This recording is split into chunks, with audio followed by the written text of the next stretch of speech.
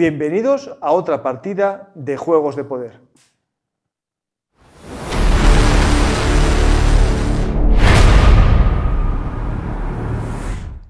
El mundo sigue caliente. Esta semana asistimos al ataque de tropas pro-iraníes a bases estadounidenses en Irak. También siguen la campaña de ataques hutíes a barcos mercantes en el Mar Rojo y, por supuesto, a la participación británica y estadounidense en una misión para evitarlos. Nos vamos también a Israel, donde ayer un ataque o una emboscada de Hamás provocó la muerte a 21 soldados israelíes. Fue una trampa bomba. Básicamente lo que hicieron fue atacar a una columna blindada israelí con un RPG desde un edificio. Cuando entró la infantería en el edificio y en otro anexo, volaron los explosivos que habían colocado las fuerzas de Hamás, dando muerte a 21 soldados israelíes. Esto lo digo porque parece, o se decía, que la situación estaba bajo control, pero los combates siguen en la zona sur, en Jan Yunis, y parece que si no hay un alto el fuego, como se está hablando ya por ambas partes, un ofrecimiento de Israel de 2 meses de alto fuego a cambio de que saliesen de Gaza los líderes de Hamás y que abandonasen ya la lucha, parece que no se llega a ese acuerdo. Hablan también de que la ONU puede este viernes negociar o intentar imponer un alto el fuego impuesto por la ONU. Vamos a ver qué sucede en esa zona del mundo. Pero hoy nos centraremos especialmente en la guerra en Ucrania, donde, como dice José María, parece que no pasa nada, pero siempre pasan cosas, ¿no? Ya pasan más. Sí. Hoy podemos comenzar esta partida de Juegos de Poder en el aire. La semana pasada hablamos de una emboscada aérea, ¿no? Una caza de aviones en el mar de Azov, y hoy toca el turno en Belgorod. Hay una caída de un avión de transporte Il-76, sí. Podemos poner la foto, es básicamente el A-50 del otro día tenía una boina encima, que era el radar, y ahora tenemos el avión puro de transporte de pasajeros y mercancías, ¿no? Sí, no, es un avión de gran tamaño, de gran envergadura, es casi comparable al Boeing 747, al Jumbo, ¿no? Sí, a ver, bueno, esto ocurrió hoy por la mañana, la caída de este avión. Vamos a hablar todavía de caída, creo que fue un derribo, todo el mundo da por hecho que fue un derribo, pero bueno, de momento caída. Ahí tenemos una foto, ponnos la primera la otra foto en la que se ve el avión cayendo. Sí. Y esto fue, como te digo, por la mañana, y ya se desataron los rumores, esas versiones a lo largo de toda la mañana hasta ahora mismo, ¿no? Y como te digo, cayó al norte de Belgorod, el avión había despegado de Belgorod y iba en dirección norte hacia el centro de Rusia, hacia Moscú, quizás, no sé. Pero su itinerario ya venía de atrás, ya había empezado en Egipto, había atravesado prácticamente todo Oriente Medio, Arabia Saudí, Irán, Armenia. Había aterrizado, había dado ese largo rodeo, había aterrizado en Belgorod y había vuelto a despegar. Y entonces por la mañana ya temprano se cayó. Y bien, aquí la polémica salta porque los rusos, que habitualmente cuando pierden un avión tardan mucho tiempo, a veces días, primero en admitirlo y luego en dar versiones sobre lo ocurrido. Desde el primer momento lanzaron la versión un tanto, pues no sé cómo decirte, dudosa, vamos a ponerlo así, de que el avión iba cargado con prisioneros de guerra ucranianos. Pongamos que esa es la opción oficial de... Sí. Después veremos cómo se... Sí. Prisioneros de guerra ucranianos, y que había sido Ucrania quien había derribado ese avión matando a sus propios hombres. Entonces, claro, a ver, esa versión desde muy pronto fue puesta en duda y pronto fue desmontada. También hay algo que desde el primer momento, sí, algo extraño hay, porque si son prisioneros de guerra que se van a intercambiar en Ucrania, no es lógico que el avión salga de Belgorod hacia el norte. Sí. Que viniese del norte hacia Belgorod sería algo lógico. Sí. Y luego, a ver, ellos mismos se empezaron a enredar en su versión porque empezaron a dar datos que no tienen necesidad. Empezaron a decir que en el avión iban algo así como 70 personas, de las cuales 3 eran los pilotos, 6 tripulantes y el resto prisioneros. ¿Y no iban escoltas? No, o sea que en teoría habría que entender que solamente 5 o 6 guardias iban para vigilar a 60 prisioneros, lo cual no es muy creíble, ¿no? Pero hay algo más. Luego, una conocida periodista y propagandista rusa, Margarita Simonian, muy vinculada al Kremlin, bueno, creo que era es la directora de la televisión pública, ¿no? Sí, sacó una lista con los nombres de los prisioneros ucranianos, pero luego, repasando esa lista, se ve que esos prisioneros que están ahí sí son ucranianos, pero ya la mitad o por ahí ya habían sido intercambiados en negociaciones anteriores. Esto pasa por los becarios. O sea, sí, en negociaciones que habían sido efectuadas hace meses, ¿no? Entonces, bueno, esa versión parece que se está empezando a venir abajo. Lo que pasa es que esa versión fue enseguida aceptada y replicada por los principales medios de comunicación occidentales, incluidos los Ahí nuestros. Tenemos la primera opción, que fuese un accidente, algo que posible en la aviación. Sabemos que en la aviación, por lo menos rusa, se está hablando mucho de averías, especialmente en aviones de fabricación occidental, por falta de mantenimiento y piezas de repuesto. Este avión es de fabricación propia y en teoría tendrían piezas. Pero si ponemos la otra imagen del vídeo, porque no tenemos el vídeo, vamos a poner imágenes mejor. Hay otra imagen en la que se puede ver una nube en el cielo, una nube negra. Eso es parte, creemos, de la metralla y de la explosión del sistema antiaéreo, ya sea de largo alcance o un sistema NAMPAD, ¿no? Es decir, no podemos ver el tamaño en razón a algo para saber si estamos ante un S-300, un Patriot o un NAMPAD. Lo que es interesante de esto es que los ucranianos o fuentes pro-ucranianas hablan de que fue derribado por Ucrania, pero ese avión es un avión que transportaba supuestamente misiles antiaéreos S-300 desde Egipto. Procedentes de Egipto. Claro, esto hay que decir, pero Egipto no es amigo de Estados Unidos. A ver, Egipto tiene un tema que ya hace tiempo se había hablado de presión por parte de Estados Unidos para que no vendiese armas a Rusia. Sí. Porque el problema que tiene Egipto, que esto es parte del juego de poder, es que Egipto es, digamos, comprador masivo de trigo a Rusia y a Ucrania. Sí. Y como Ucrania a lo mejor no le está vendiendo mucho porque no hay mucho, le está vendiendo a Rusia mucho, a un precio interesante. Se lo está comprando Egipto a Rusia. Ahí está que mucho puede ser el trigo ucraniano robado. Bueno, eso también, sí. Sí. Porque claro, en los territorios ucranianos de los cuales Rusia se ha apoderado, se sigue cosechando. Y ahora ya lo cosechan gente que está bajo el control ucraniano. Sí. Pero yo creo que el juego que está haciendo Egipto, este juego, es intercambiar casi misiles o armas antiguas por comida. Básicamente porque tiene un problema que si hay una carestía de alimentos y una subida de precios, la población se puede rebelar y como el régimen autocrático que está ahora en Egipto, bueno, no cuenta con todo el apoyo de la población porque hay gran parte de apoyo a los hermanos musulmanes, bueno, juegan todos estos juegos de poder, ¿no? Pues tenemos posibilidad de que sea un avión, creemos, viendo las imágenes de varios sistemas de estos de radar flight, sistemas de seguimientos de aviones. Hay que entender que el mapa que pusimos del seguimiento del avión llega hasta Rusia, porque en Rusia ya desconecta el transpondedor porque entra en zona de guerra. En el resto de países tiene que ir con el transpondedor abierto para que la gente sepa dónde está. Sí, de seguridad. ¿Vale? Por eso entra por Teherán. Yo mi hipótesis es la mía, que a lo mejor se confirma, a lo mejor no. Es que ese avión sí pudo ser derribado. Quizás por la defensa antiaérea rusa en un caso de fuego amigo. Bueno, no estoy seguro. No. Me encaja más que hubiera sido derribado por unidades de estas de la resistencia rusa pro-ucraniana. Sabemos que además actúan en Belgorod, llevan actuando allí mucho tiempo. No actúan todos los días, actúan de vez en cuando. Y da la sensación de que el misil que lo derribó por la nubecita esta de humo, que era un misil de estos Manpad, un misil de portátil lanzado desde el hombro, que eso puede llevarlo una unidad infiltrada. Alguien dirá esto, pero ¿cómo se van a infiltrar en Belgorod? Pues salió una noticia hoy de... O sea, ¿te acuerdas que lo hablamos en frente de batalla? Lo hablamos, no creo que aquí, no me acuerdo, de aquella infiltración en un aeródromo cerca de San Petersburgo. Ahora se sabe que lo hicieron andando 500 kilómetros. Pero eso era una unidad ucraniana. No eran prorrusos, no eran, digamos, rusos trabajando para Ucrania, no. Eran una unidad del SBU de Ucrania. Pero si ucranianos anduvieron 500 kilómetros y volvieron, es factible que tengan gente metido en Belgorod viviendo en el monte durante días.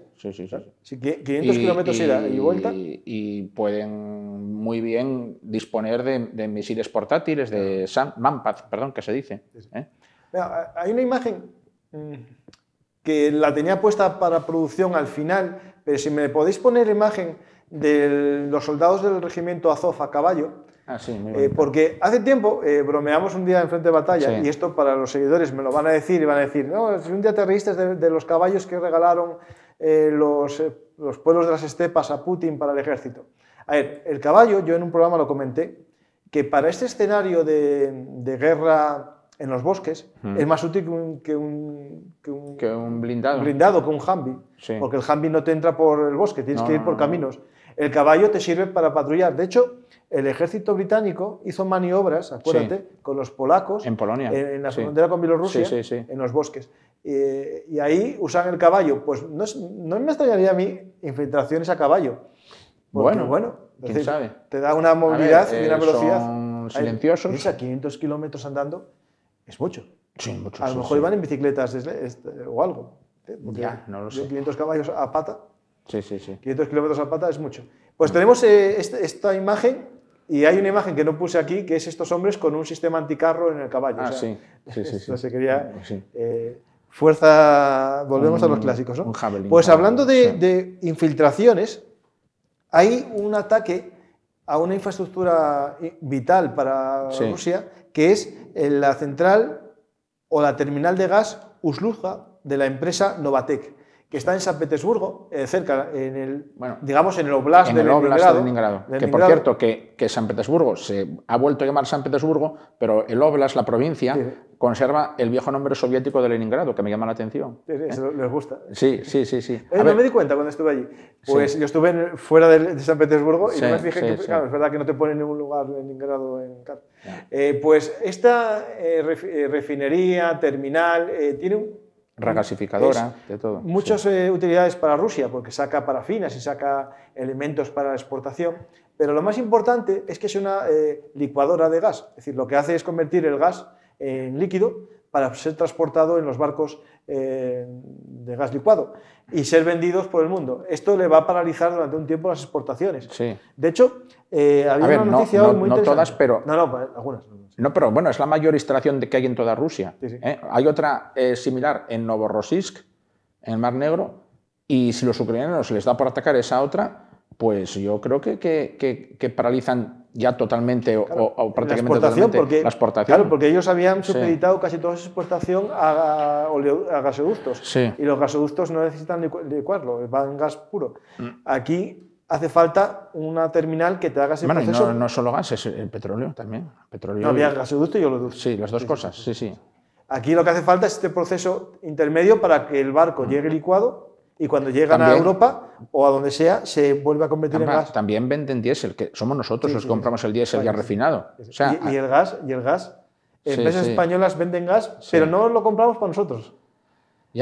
Esto es un tema de juegos de poder. Esto interesantísimo. Desde el comienzo de la guerra y un poco antes, con el cambio de opinión de España con el Sáhara, del gobierno de España con el Sáhara, Argelia cerró el gasoducto que atravesaba Marruecos y llegaba a España, y solo nos queda la conexión directa Argelia-España.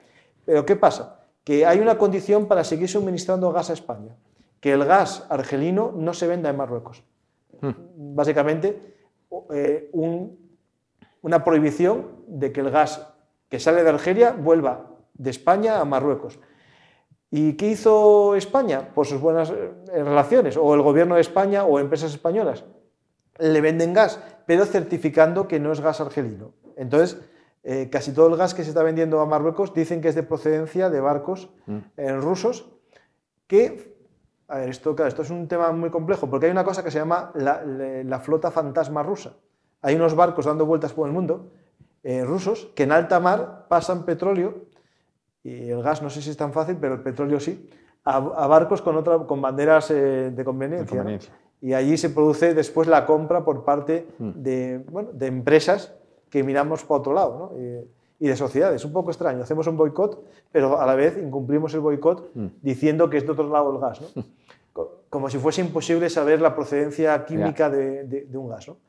Pues tenemos este tema que es muy importante porque afecta a la economía. De hecho, hay unas cifras que se hablaba del precio del gas que iba a llegar a un momento imposible para Occidente, que Occidente íbamos a morirnos de frío. Al principio de la guerra, cuando empezó a correr aquí en Occidente el rumor atizado por las fuentes prorrusas de aquel primer invierno, de que nos íbamos a morir de frío, que el gas iba a poner por las nubes, que Europa iba a caer de rodillas y tal. Y luego lo que tú dices, ¿a cómo está el gas a día de hoy? Está a 800, ¿no? Está 300. 300, y va a estar a 4.000. 300 dólares los 1.000 metros cúbicos.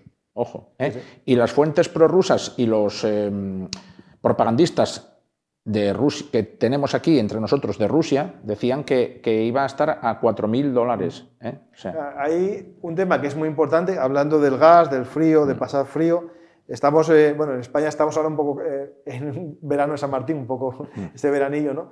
Pero en Rusia están pasando oleadas de frío polar o frío siberiano muy grande, ¿no? Y ahí tienen un tema que es los sistemas de infraestructura térmica, ¿no? Es decir, tienen una calefacción central casi por ciudad, es decir, o varias por ciudad, y dan calor a miles de habitantes. ¿Qué pasa? Que esto, desde la época soviética, es la forma habitual de energía calorífica, ¿no?, para las ciudades, pero tiene un problema, que es, en primer lugar, la ineficiencia. Cuanto más larga la tubería, más se va enfriando en el camino el agua o el vapor de agua, y esto lleva consigo la necesidad, primero, de estar cambiando el aislante térmico cada poco. Y al parecer se está descubriendo que el gobierno ruso, bueno, las autoridades rusas más bien, hicieron que gran parte de las inversiones que se habían hecho supuestamente en tuberías, en mejora de los sistemas de aislamiento, en mejoras de las maquinarias, de las calderas, realmente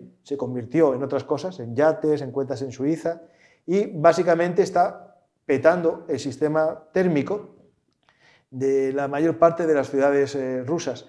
Y se está viendo ciudades que tienen un geyser en mitad del casco urbano, otras que vemos parches, tuberías que están llenas de cinta americana para evitar la salida de fluidos. Y eso hace que gran parte de la población rusa, cuando sabía que en invierno podía fallar la calefacción central de las ciudades, invirtiese en calefacciones eléctricas. Pero no se produjo una mejora en las instalaciones eléctricas y cuando hay picos de demanda eléctrica se producen grandes apagones. Y vivimos hace poco un apagón en Crimea, en Sebastopol, bastante grande y de bastantes horas. En todo lo ancho y largo que es Rusia, y en Vladivostok y en muchos lugares. Sí. Y todo eso en gran parte por la corrupción. Y también podemos decir que por las penalizaciones que está haciendo Europa, porque por un lado tenemos las sanciones. Las sanciones, sí. Lo que es, por un lado, la parte soviética está sin reparar, y las inversiones nuevas que se hicieron con maquinaria occidental no tienen reparación, no tienen mantenimiento correcto. Sí. Y eso todo lleva a averías. Es que las sanciones... A ver, ahora nos han vendido la moto de que son total y perfectamente inútiles. Una cosa es que no hayan dado el resultado que muchos esperaban, y otra cosa es que sean totalmente inútiles. Las sanciones se están dejando notar en muchos ámbitos de la economía rusa e incluso de la vida cotidiana, como es esto. Ahí tenemos un tema que es muy importante, que es la retaguardia, ¿no? Es decir, ya hay conflictos en varias regiones por temas políticos internos, pero hoy ya vi un vídeo de peleas por temas de protestas por la luz y por el gas y las últimas hay un vídeo con un muerto ya. En Yakutia. En Yakutia con un muerto. Sí. Y luego estaban las que de la semana pasada, que eran en Barkostán. O sea, ahí era tema antes se llamaba, sí, ahí había motivos nacionalistas. Lo que antes se llamaba Baskiria. Pero claro, es que Rusia es tan grande. Pueden con tantas minorías étnicas. Sí, con tantas minorías. Puede estallarles los problemas en cualquier lugar. Y hablando de estallar o dónde está, hace tiempo había un rumor que yo lo tomé como rumor, y de hecho fuentes, incluso una conocida, Olga, que es ucraniana, desmentía esa posibilidad. Pero es cierto que ya hay casi desde el 4 de enero que no salen fotos de Gerasimov. Ni fotos ni ninguna otra noticia, nada. De Gerasimov, para que la gente lo sepa, el jefe del Estado Mayor ruso. El hombre encargado de dirigir militarmente la guerra, entendemos. Y a ver, en aquel momento se dijo que había sido alcanzado o herido o quizás muerto en un ataque aéreo ucraniano sobre Crimea, uno de tantos. Sí, sí. Bueno, bien, pero la noticia quedó ahí y tal. Los rusos dijeron que no y tal. Pero claro, cuando ocurre una cosa de esas, los rusos siempre se esfuerzan al día siguiente o a los días siguientes en dar alguna prueba de vida para desmentir los rumores. Y no ha salido ninguna prueba de vida ni de ninguna otra clase. Y lo que vamos sabiendo es que lo que trasciende es que tareas de tipo militar que deberían estar encomendadas estrictamente a él, que las están llevando a cabo pues, sus subordinados. Y de él seguimos sin saber nada. A ver, esto no es prueba suficiente para decir que esté muerto. Claro, porque también había desaparecido... Sí. A ver, algo Zaluzhny parecido un tiempo, en su día se dijo de Zaluzhny. No se dijo que había sido atacado ni nada, se dijo que como sí. pasaba, como llevaba no sé si mes y pico sin comparecer en los días previos a la ofensiva de verano, que había sido también herido, que estaba hospitalizado, que tenía... apendicitis o algo así, no se me acuerdo. No, que era diabético, que tenía un problema. Sí, efectivamente, sí. Y luego al final apareció. Sí. Con lo cual, bueno. No, a ver, no significa nada. También hay que, a lo mejor es incluso un juego que tienen ellos para distraer a la opinión pública, ¿no? Sí. Hay un lugar que vamos prestando atención durante mucho tiempo, que es Avdiivka. Avdiivka es digamos, esa Avdiivka cuña... y Krinky. Pero bueno, bien, sí, primero Avdiivka. Avdiivka, que esa cuña que está penetrando en el Donbass controlado por Rusia. Y ahí tenemos... dos lugares, dos escenarios. Al norte, Stepové, y al sur, un restaurante. Vamos a coger el restaurante como referencia y nos vamos primero a fijar en el sur. Vale. Vamos a ver otro mapa en el que vemos dos puntos, que es el Zenit y el restaurante. Esto es. Vale, el restaurante, di tu nombre. El restaurante es Charska OJ, se llama. Charska OJ. Cuando se acabe la guerra nos tendrá que invitar, ¿no? Sí, bueno. ¿Y qué tiene? A ver, ¿por qué son importantes el Charska OJ y el Zenit? Porque son dos puntos fuertes de la defensa ucraniana. Ya lo llevan siendo hace mucho tiempo, pero ahora están en disputa, podemos decir. ¿Vale? Ya el restaurante famoso, hace meses que los rusos intentaron tomarlo, asaltarlo, y los ucranianos habían repelido ese asalto. Además, se había dicho que lo habían repelido usando, entre otras cosas, ametralladoras disparadas por control remoto, una cosa un poco peculiar y tal. Bueno, pero ahora los rusos vuelven a la carga por ahí, por ese, digamos, sector sur de Avdiivka, que ya estamos viendo que quizás sea el más vulnerable de todo el perímetro. Porque ahí no hay, por ejemplo, elementos, infraestructuras como la gran planta industrial que hay al norte, la factoría de coque, que lo defiendan, no hay la trinchera el talud ferroviario. Y toda esa zona lleva, meses, muchos meses muy castigada por la artillería rusa. Y yo creo que han debilitado y ablandado lo suficientemente esa zona como para intentar una penetración por ahí. Y luego los ucranianos, conforme pasa el tiempo, no es que su situación se esté deteriorando, debilitando, es que andan escasos de personal y sobre todo andan escasos de munición de artillería. Entonces yo creo que no les da sus fuerzas para, digamos, defender debidamente todo el perímetro. No sé si se comenta, es que estaba un poco pensando en otra cosa, el tema de la dronería, ¿no? Eso, los drones que te sirven para, primero, reconocer el terreno, pero sobre todo como arma, cuando hay tormentas, ataques, vientos o niebla, pues ya está. Sí, ¿cuándo empezó aquí, digamos, el asalto ruso que ha obtenido algún fruto, por lo que vamos viendo? El día 19. El día 19 había un tiempo infernal. Entonces, esos días los drones ucranianos no pudieron volar, ni los drones de observación ni los drones de ataque. Y entonces los rusos se pudieron infiltrar, solamente unidades de infantería ligera. Y se dice que llegaron a tomar el restaurante Charska OJ, que llegaron a penetrar dentro de ese punto llamado Zenit, que luego hablaremos de él, y algo más, incluso avanzar a través de la primera calle que da acceso a las primeras casas de Avdiivka, unas casitas unifamiliares, lo que llaman en muchas fuentes el sector privado, pero yo creo que lo llaman el sector privado porque son casitas particulares unifamiliares, no son los bloques estos de pisos. Bueno, porque sea a lo mejor una propiedad privada esa que solo se puede entrar así. Bueno, no puede ser. Esa avenida que es la primera calle que penetra en Avdiivka se llama la avenida Soborna. Bien, y a día de hoy, desde el día 19 hasta el día 24, ese restaurante y esa avenida con esas primeras decenas de casitas están en disputa. Ahí se ven las casas perfectamente y se puede ver el arriba, restaurante. En amarillo. A continuación del círculo amarillo, de arriba, del norte, bien. Y entonces están en disputa, ¿eh? Y los ucranianos ahora, el tiempo ha mejorado, ya han podido reaccionar, ya han mandado refuerzos, ¿eh? Yo creo que no han logrado todavía expulsar a los rusos de esa calle y de esas casas. Están contraatacando también con lo que tienen, que son los drones, ¿vale? Con artillería no pueden contraatacar, pues sencillamente porque no tienen munición. O sea, llega un momento en que ya no disparan porque tienen muy poca munición. Entonces, claro, ahora la ventaja artillera de los rusos dicen que es de 10-1 o de 10-2. Y Ucrania no puede hacer algo que antes hacía muy bien y le sacaba mucho partido, que era el fuego de contrabatería. Ahora ya no puede. Y entonces tiene que hacerlo todo con los drones. Y mientras el tiempo lo permita, todo con drones.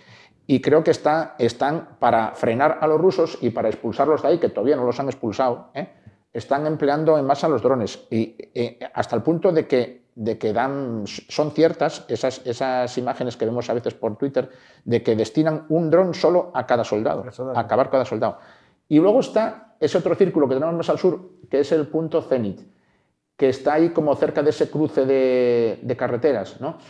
Y eso es, a ver, no es un aeródromo, no hay pistas aéreas ahí, era una antigua base de defensa antiaérea, yo creo que de la era soviética. Sí, a ver, yo por el hecho, hay fuentes que dicen que es rusa, pero realmente no puede ser rusa porque ese territorio era controlado por Ucrania hasta esta guerra. Es decir, entonces, claro, es decir, no, es un punto de importancia táctica, uno, porque está en un alto, no es una gran altura, y dos, porque está fortificado.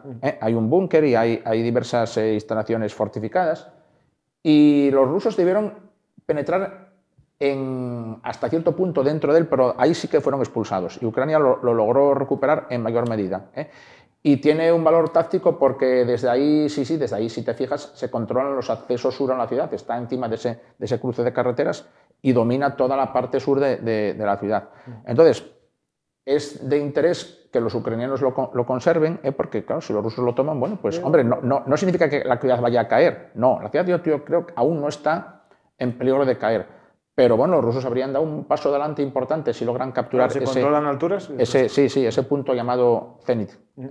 Nos vamos al norte de Avdiivka, si ponemos el mapa de nuevo, en la zona norte, está Stepové, y ahí hay el Bradley de la 47. Digo el Bradley porque no es que sea un Bradley, son varios, pero van de uno en uno. Es decir, hay un vídeo que salen 2 Bradley, pero realmente podemos decir que es el Bradley solitario. Hay un Bradley que se dedica a frenar cualquier ataque sobre Stepové.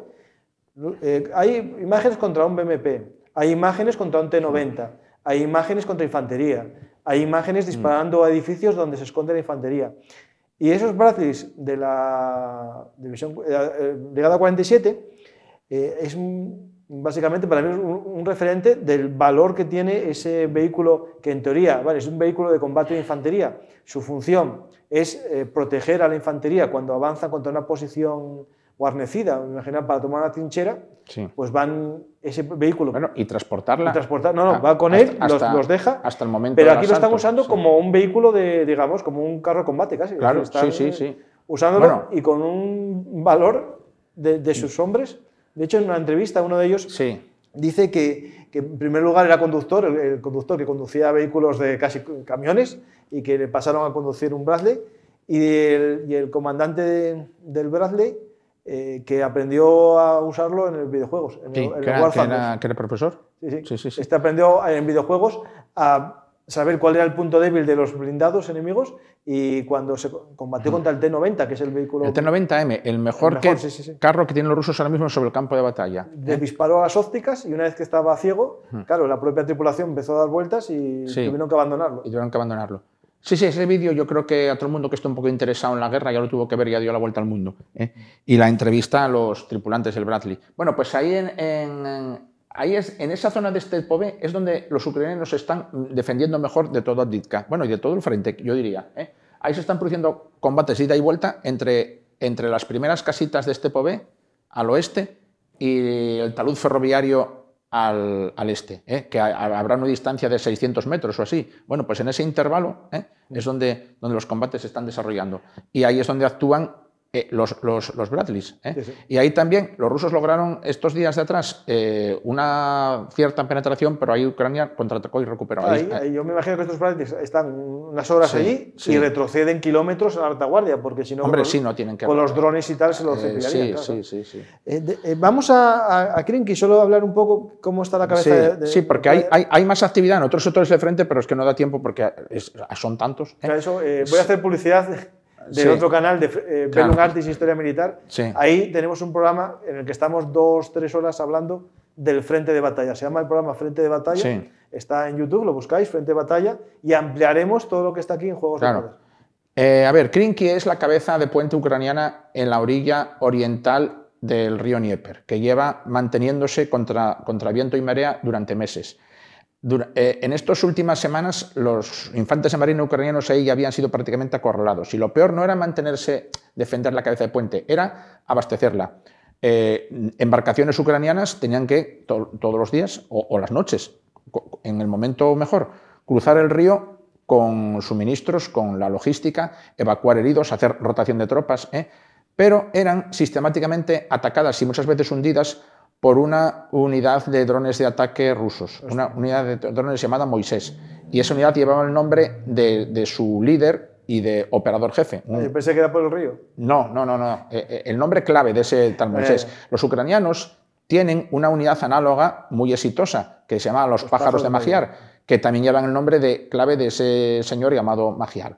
Bueno, yo creo que los rusos han puesto precio a la cabeza del tal Magyar y los ucranianos habrían puesto precio a la cabeza del tal Moisés. ¿Y qué ha ocurrido? Que hará 5 días o así los ucranianos localizaron un edificio en ruinas desde donde operaba el Moisés y sus hombres, y lo atacaron y acabaron con él y con su gente. Entonces, esa amenaza de momento ha sido neutralizada y eso que permite que ahora ya, en estos últimos días, ya se habla poco o nada de Krinky. ¿Por qué? Porque los ucranianos ya han podido reanudar el tráfico fluvial con las embarcaciones a salvo de ser atacados. El cruce de las lanchas, incluso vimos la semana pasada con el hielo en el río, los drones iban destruyendo muy fácilmente las lanchas porque la velocidad era muy baja. Puede que a lo mejor se quite el hielo y también lo que tú comentas, pero yo no sé si veremos una posible recuperación de cabeza de playa porque ya estaba casi Krinky perdida, quedaban las islas. Krinky todavía, un núcleo urbano se mantiene, pero nada, muy poquito. Y decían que 80 hombres o así. Pero ahora sí ya, a ver, yo no digo que vayan a recuperar todo el terreno perdido, pero bueno, si pueden hacer las rotaciones con cierta seguridad y abastecerse y tal, quién sabe. Los que sí siguen actuando y causando unas pérdidas tremendas a los rusos que intentan avanzar por esa orilla son los de la unidad ucraniana esta de Magyar. Que son los drones ucranianos. Hay un tema que nos da pistas, ¿no?, de lo que puede suceder el próximo año. Viendo Ucrania, que tampoco tiene asegurado gran cantidad de armas por parte de sus aliados, parte en Europa que Hungría sigue poniendo pegas, y en Estados Unidos porque hay periodo electoral, no sabemos muy bien qué va a pasar con Estados Unidos y el apoyo. Ahí hay un movimiento por parte de Ucrania que es imitar la línea Surovikin, hacer su propia línea, y está comenzando por 1000 kilómetros de frente que tiene, tiene 1000 kilómetros de frente, a crear su propia línea. Es verdad que en la frontera con Bielorrusia ya la tenía más o menos establecida, pero ahora está expandiéndola por toda la zona con Belgorod y también a lo largo de todo el frente. No solamente, digamos, el frente de batalla, que eso tiene, o sea, en Avdiivka hay posiciones defensivas, sino a lo largo de toda la posición. ¿Por qué? Porque yo creo que el cambio de estrategia se va a ir a la aproximación indirecta. Van a intentar establecer un frente fijo y aprovechar oportunidades en cualquier lugar. Porque la opción de romper el frente de batalla se vio que es muy difícil. Pasó este verano, la gente tenía muchas esperanzas en una ruptura, pero tú no puedes romper un frente como estaba pasando en la zona de Robotine con 5 Leopards, que es lo que se vio. Es decir, el gran fracaso ucraniano que tanto se anunció fueron una imagen con 5 Leopards. Con 5 Leopards que fueron los que perdieron el segundo día de la invasión, y a partir de ahí ya no volvieron a perder no más. Ya no hubo más. No porque renunciaron a esa táctica. Es que tampoco vi más Leopard yo casi. No, es que no hubo mucho más. No sé cuántos Leopard tiene Ucrania. De los Leopard 2 buenos, no sé si recibió 75. Sí, por pero ahí. esos 75 no anduvieron por ahí todos dando vueltas. No. Y después hay Leopard 1, pero el Leopard 1 no se parece nada al Leopard 2, No, no solo tiene se que parece ver. el nombre. O sea, Sí, sí. son Van a vehículos- llegar, Alemania prometió, no sé cuándo van a llegar, pero 80 más de los Leopard 1, entre otras cosas. No, de esos que todavía quedaban por ahí, esos, claro, tienen que recondicionarse, estaban por diversos almacenes. Los había incluso en Holanda, acuérdate, aquel... Sí, el señor que había comprado no sé cuántos por Sí, nada. aquel no sé si llamarle traficante o acaparador o, Bueno, o coleccionista. intermediario. Era bueno, sí. un señor que compró unos Sí, Leopard que iban sí. al desguace Sí. y en vez de desguazarlos los guardó en una Los nave. guardó como una inversión. Sí, sí, y nada, le valió bastante la inversión. Sí.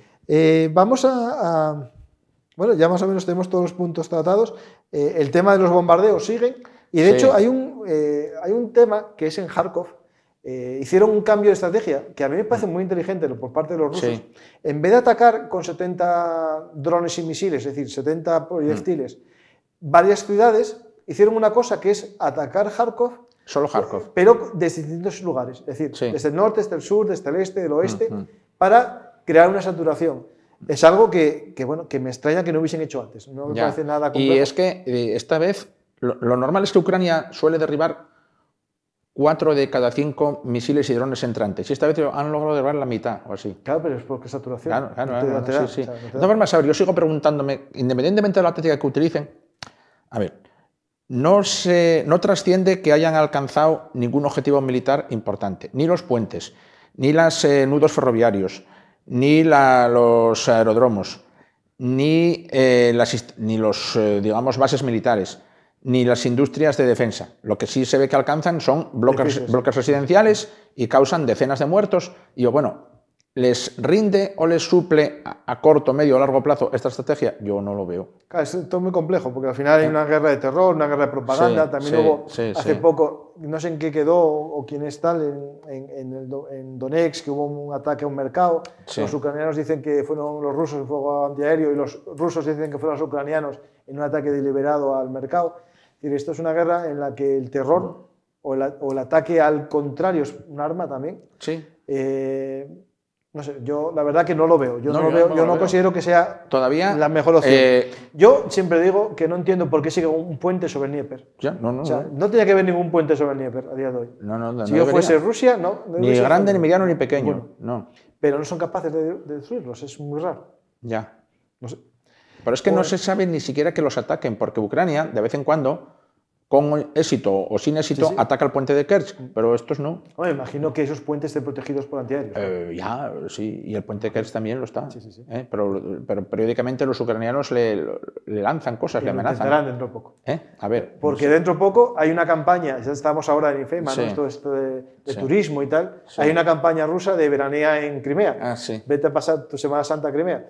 Entonces, seguro que si vuelve a haber turistas, vuelve a haber un ataque para hacer una operación caos, como pasó ya este verano, en la operación de retorno de los veraneantes, ¿no? Pues muchas gracias, José María. Muy bien.